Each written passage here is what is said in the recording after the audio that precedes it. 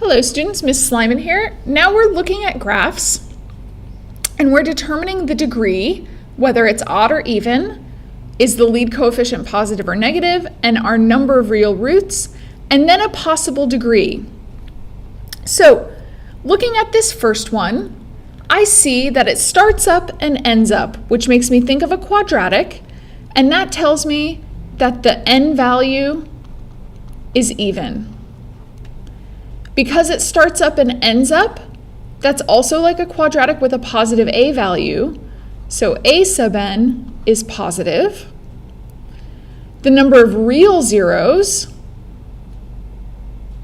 we have 2 real roots, or 2 real zeros. But I could have had another 2 here. So it looks like I also have 2 imaginary roots. Together, those tell me that I have a possible, one possible degree is 4.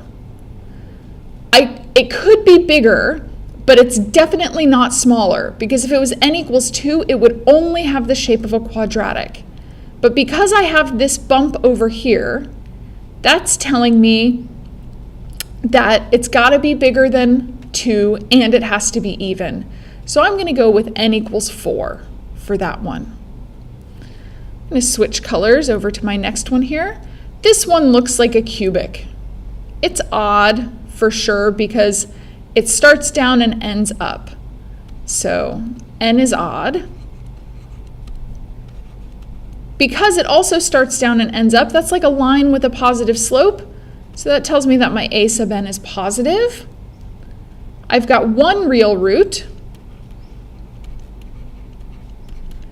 And I have another bump here. So over here, I've got 1 real root here, 2 imaginary, it looks like down here. So we have at least 2 imaginary. That tells me that a possible degree is 3. And I know my degree has to be odd and it has to be bigger than 1. All right, at this point, maybe you're getting the hang of it. You might want to try this next one, pause your video and come back.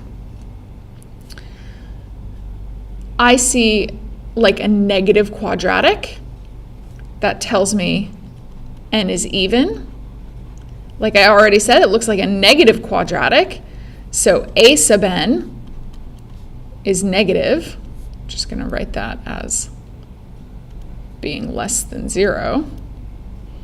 Real roots. This is repeated.